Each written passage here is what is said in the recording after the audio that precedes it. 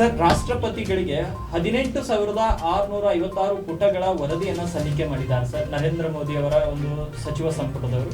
Sir, ಒಂದು ವೇಳೆ ಒಂದು ರಾಷ್ಟ್ರ ಒಂದು ಚುನಾವಣೆ ಆದ್ರೆ ದೇಶಕ್ಕೆ ಏನಾದರೂ ಲಾಭ ಆಗುತ್ತಾ ಸರ್? ಮೊದಲನೇ ಪ್ರಶ್ನೆ ಸರ್. ಒಂದೇ ಮಾತ್ರ ರಾಷ್ಟ್ರಾಭಿಮಾನಿ ಬಾಂಧವರೇ, ನಾವು ನ್ಯೂಸ್ ಹೇಳೋರು ಹೇಳ್ತೀವಿ, ಸರ್ಕಾರ ನಿರ್ಣಯ ತಗೊಳ್ತಾರೆ, ಆದರೆ ಸಮಾಜದವರು ಅದರ ಬಗ್ಗೆ ಯಾವ ರೀತಿ ವಿಚಾರ ಮಾಡ್ತೀವಿ, ಇದು ಅತಿ ಮಹತ್ವ. ಇವತ್ತಿನ ದಿವಸ ಬಂದಿದ್ದ ಸುದ್ದಿಯನ್ನು ಹೇಳ್ತೀವಿ, ಪ್ರೈಮ್ ಟೈಮ್ನಲ್ಲಿ ಚರ್ಚೆ ಮಾಡ್ತೀವಿ, ಆದರೆ ಅದ್ರ ಬಗ್ಗೆ ಎಷ್ಟರ ಮಟ್ಟಿಗೆ ನಾವು ಹೇಳೋದು ನಿಜ ಅಥವಾ ಸರ್ಕಾರ ನಿರ್ಣಯ ತೆಗೆದುಕೊಂಡಿದ್ದು ನಿಜ ಎಂಬುದನ್ನು ಸಾಮಾನ್ಯರು ಎಷ್ಟು ಮಟ್ಟಿಗೆ ವಿಚಾರ ಮಾಡ್ತಾರೆ, ಕೇವಲ ಸುದ್ದಿ ಕೇಳಿ ಬಿಡ್ತಾರೋ ಎಂಬ ಪ್ರಶ್ನೆ ಇದೆ. ಇವಾಗ ಒಂದೇ ದೇಶದಲ್ಲಿ ಒಂದೇ ಚುನಾವಣೆ ಆಗಬೇಕು, ಇದರ ಬಗ್ಗೆ ಸಾಧಕ ಬಾಧಕಗಳು ಏನು, ಇದರ ಲಾಭ ನುಕ್ಸಾನ ಏನು, ಇದು ಹೊಸದಾಗಿ ಮೋದಿ ಅವರು ಸುಮಾರು 19,000 ಪುಟ 18,656 ಪುಟಗಳವರೆಗೆ 56 ಪುಟಗಳವರೆಗೆ ಮಾಡಿದ್ದಾರೆ. ಅದು ಒಂದು ಉನ್ನತ ಮಟ್ಟದ ಸಮಿತಿಯನ್ನು ರಚಿಸಿ ಮಾಜಿ ಉಪರಾಷ್ಟ್ರಪತಿಯವರ ನೇತೃತ್ವದಲ್ಲಿ ಈ ಕಾರ್ಯ ರಾಷ್ಟ್ರಪತಿಯವರ ನೇತೃತ್ವದಲ್ಲಿ ಕಮಿಟಿಯನ್ನು ಮಾಡಿದ್ದಾರೆ. ಇದು ಹೊಸದಾಗಿನ ಇದು ಪ್ರಶ್ನೆ. ಇದು ಇವತ್ತೇ ಆಗ್ತಾ ಇದೆಯಾ? ಇವತ್ತ ವಿರೋಧ ಪರ ನಡೀತಾ ಇದೆ, ಅದರ ಡಿಟೇಲ್ನಲ್ಲಿ ನಾನು ಅಷ್ಟು ಹೋಗೋದಿಲ್ಲ. ಆದರೆ ಇದು ಹೊಸದಾಗಿನ ಇಲ್ಲ ಬಾಂಧವರೇ. ನಮ್ಮ ದೇಶದಲ್ಲಿ ಒಂದೇ ಸಮಯದಲ್ಲಿ ಪಾರ್ಲಿಮೆಂಟ್ ಮತ್ತು ವಿಧಾನಸೌಧ ಎರಡರದ್ದು ಚುನಾವಣೆ ಆಗಿದ್ದು ಎಕ್ಸಾಂಪಲ್ಗಳಿವೆ. 1952 ಚುನಾವಣೆ ಆಗಿದೆ, 57 ಚುನಾವಣೆ ಆಗಿದೆ, 67 ಚುನಾವಣೆ ಆಗಿದೆ, 62 ಚುನಾವಣೆ ಆಗಿದೆ. ಇವೆಲ್ಲ ಒಂದೇ ಕಾಲಕ್ಕೆ ಆಗಿವೆ, ಯಾವುದೇ ತೊಂದರೆ ಬಂದಿಲ್ಲ. ಇವತ್ತಿನ ದಿವಸ ಯಾರಾದರೂ ತೊಂದರೆ ಕೂಗು ಎಬ್ಬಿದ್ರೆ ಅವರಿಗೇನಾದರೂ ತೊಂದರೆ ಇದೆಯಾ?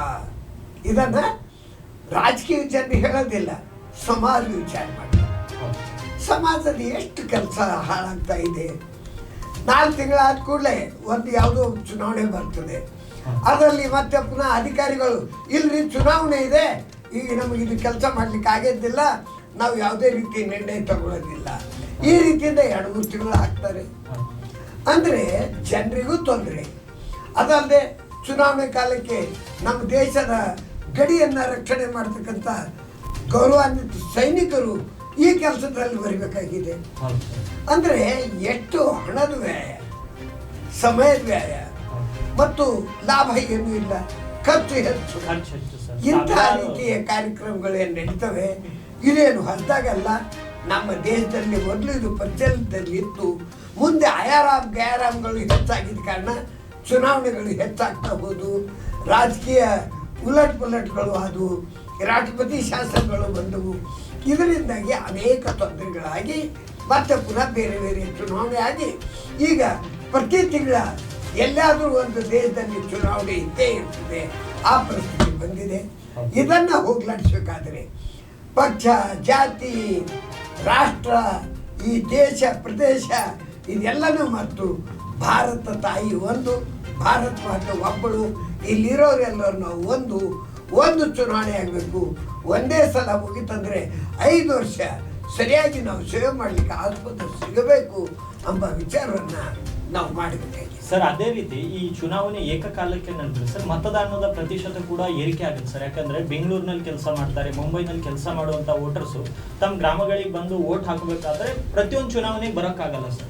ಏಕಕಾಲಕ್ಕೆ ನಡೆದ್ರೆ ಚುನಾವಣೆ ಏನು ಪ್ರತಿಶತ ಕೂಡ ಹೆಚ್ಚಾಗ್ಬೋದಲ್ಲ ಸರ್? ಆ ರೀತಿ ಆದರೆ ಕೇವಲ ಅಷ್ಟೇ ಅಲ್ಲ, ನಾವು ಇದಕ್ಕಿಂತಲೂ ಸರಳವಾದಂಥ ಒಂದು ಮಾರ್ಗ ಮಾಡಬಹುದು. ಇದಕ್ಕೆ ಮನಸ್ಸು ಬೇಕು. ನಮ್ಮ ಬಹಳಷ್ಟು ಜನರು ತಮ್ಮ ಉದ್ಯೋಗಕ್ಕಾಗಿ, ಬೇರೆ ಬೇರೆ ಕೆಲಸಕ್ಕಾಗಿ ಅಥವಾ ಬೇರೆ ಏನೋ ಆದರೂ ಒಂದು ಕೆಲಸಕ್ಕಾಗಿ ಬೇರೆ ಕಡೆ ನೆಲೆಸಿರ್ತಾರೆ. ಅವರು ಚುನಾವಣೆಯಲ್ಲಿ ವೋಟ್ ಹಾಕಬೇಕು ಅಂತಿದೆ. ಒಂದು ಮತದಾನ ಮಾಡ್ಲಿಕ್ಕೆ ಬರಬೇಕಾದ್ರೆ 1,000 ರೂಪಾಯಿ ವೆಚ್ಚನೂ ಆಗ್ತದೆ. ಅದಕ್ಕಾಗಿ ಕಳ್ಳ ಹಾದಿಗೆ ಒಂದು ದಾರಿ ಆದಂಗೆ ಆಗ್ತದೆ. ಯಾರಿಗೆ ಚುನಾವಣೆ ಮತದಾನ ಬೇಕಾಗಿದೆಯೋ ಅವರನ್ನು ಹಣ ಕೊಟ್ಟು ಕರ್ಸ್ಕೊಳ್ಬೇಕು. ಆ ರೀತಿಯಿಂದ ಒಂದು ಅಡ್ಡ ಮಾರ್ಗದಾಗ್ತದೆ. ಇದಕ್ಕಿಂತಲೂ ಸರಳವಾದದಂತಂದರೆ ಅವ್ರು ಎಲ್ಲಿ ಇರ್ತಾರೋ ಅಲ್ಲೇ ಅವರಿಗೆ ವೋಟ್ ಹಾಕುವಂಥ ಅಥವಾ ಪೋಸ್ಟದಿಂದ ವೋಟ್ ಮಾಡ್ತಕ್ಕಂಥ ವ್ಯವಸ್ಥೆಯೂ ಇದೆ. ಇದನ್ನು ಸರಳೀಕರಣ ಮಾಡಿದರೆ ಜನರಿಗೆ ಹೋಗೋದು ಬರೋದು ತಪ್ಪುತ್ತದೆ, ಪುನಃ ಅಡ್ಡಾಡೋದು ತಪ್ಪುತ್ತದೆ ಮತ್ತು ಮತದಾನದ ಪರ್ಸೆಂಟೇಜ್ ಅತಿ ಹೆಚ್ಚಾಗ್ತದೆ. ಇದು ತಾನಾಗೆ ತಿಳಿದು ಮಾಡಿದರೆ, ಇಲ್ಲದೆ ಅದಕ್ಕೆ ಬೇರೆ ದಾರಿ ಇದೆ.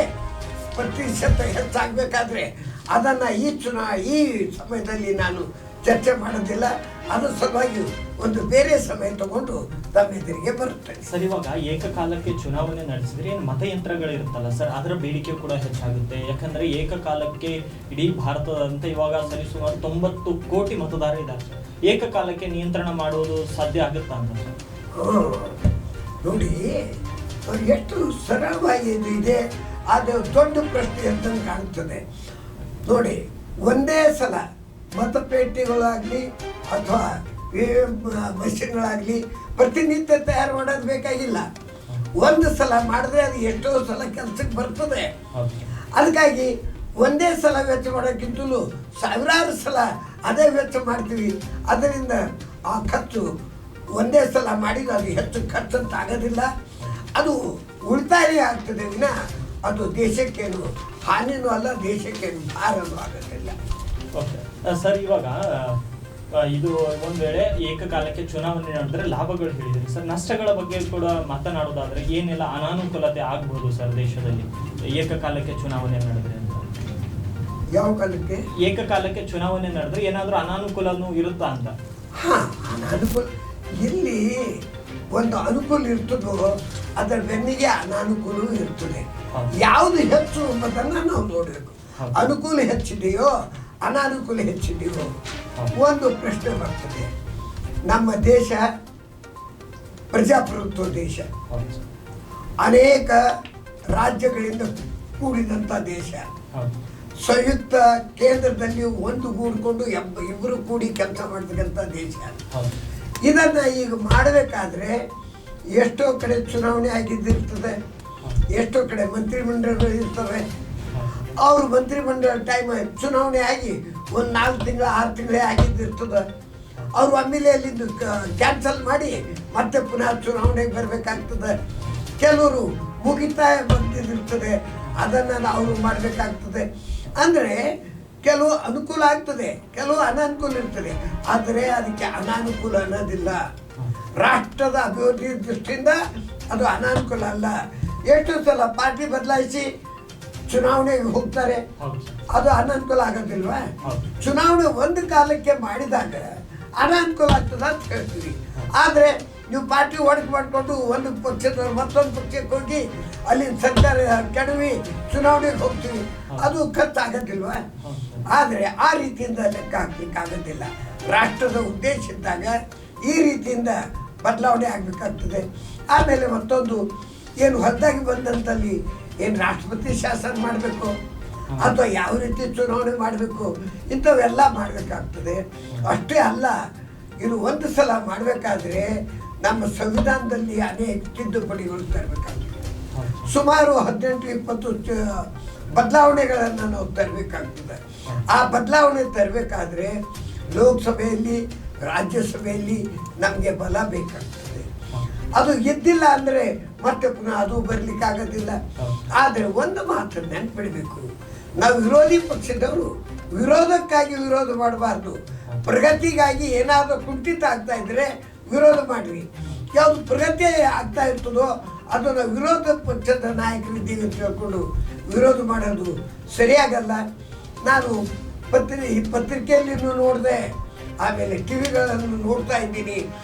ನಮ್ಮ ಹಿರಿಯ ನಾಯಕರಾದಂತಹ ಮಲ್ಲಿಕಾರ್ಜುನ್ ಖರ್ಗೆ ಅವರು ಕೆಲವು ಟೀಕಾಗಳನ್ನು ಮಾಡಿದ್ದಾರೆ. ಇದು ಉಪಯೋಗ ಇಲ್ಲ, ಅವ್ರಿಗೇನು ಕೆಲಸ ಇಲ್ಲ, ಅದಕ್ಕಾಗಿ ಬೇರೆ ಏನು ಇದು ಇಲ್ಲ, ಅದಕ್ಕೆ ಇದು ಒಂದು ನೆಪ ತಗೊಂಡು ಬಂದಾರೆ ಅಂತ ನನಗೆ ಅನ್ನಿಸ್ತದೆ. ಅದು ಅಲ್ಲ.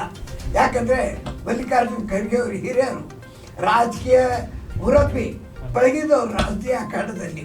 ಅವರು ಈ ರೀತಿ ಮಾತಾಡೋದು ಸರಿ ಅನ್ಸೋದಿಲ್ಲ. ಇವರು ಕಾಂಗ್ರೆಸ್ ಪಕ್ಷದ ನಾಯಕರಾಗಿ ಮಾತಾಡಿದಂಗೆ ಆಗ್ತದೆ, ಒಬ್ಬ ಮುಖಂಡಾಗಿ ಅಲ್ಲ. ಯಾಕಂತಂದ್ರೆ ಇವ್ರ ಪೀರಿಯಡ್ದಲ್ಲೇ ಒಂದು ಸಲ ಎಲೆಕ್ಷನ್ ಆಗಿವೆ, ನೆಹರು ಅವ್ರ ಕಾಲಕ್ಕಾಗಿದೆ. ಅಂದಮೇಲೆ ಆ ಹೊತ್ತಿಗೆ ಇವ್ರಿಗೆ ಅದು ನೆನಪಾಗಿಲ್ವಾ? ಇವಾಗ ಅದು ಆಗೋದಿಲ್ಲ ಅಂತ ಹೇಳ್ತಾರೆ ಅಂದರೆ ಇದು ಸರಿಯಲ್ಲ. ವಿರೋಧ ಪಕ್ಷದವರು ಸಾತ್ವಿಕ ವಿರೋಧನ ಮಾಡೋದು ಕಲಿಬೇಕು, ತಾತ್ವಿಕ ವಿರೋಧ ಮಾಡೋದನ್ನು ಕಲಿಬೇಕು, ಖಚಿತವಾದಂಥ ದೇಶದ ಅಭಿವೃದ್ಧಿಯ ವಿರೋಧವನ್ನು ಮಾಡ್ತಾ ಇರಬೇಕು. ಅಭಿವೃದ್ಧಿ ಆಗ್ತಕ್ಕಂಥದ್ದನ್ನು ತಡೆಯಲು ವಿರೋಧ ಮಾಡಲಿಕ್ಕೆ ಹೋಗಬಾರ್ದು. ಇದಾಗಿತ್ತು. ಇನ್ನು ಏಕಕಾಲಕ್ಕೆ ದೇಶದಲ್ಲಿ ಚುನಾವಣೆ ನಡೆದರೆ ಸಾಧಕ ಬಾಧಕಗಳ ಕುರಿತು ಪ್ರಧಾನ ಸಂಪಾದಕರ ಜೊತೆ ಚರ್ಚೆ ನಡೆಸಿ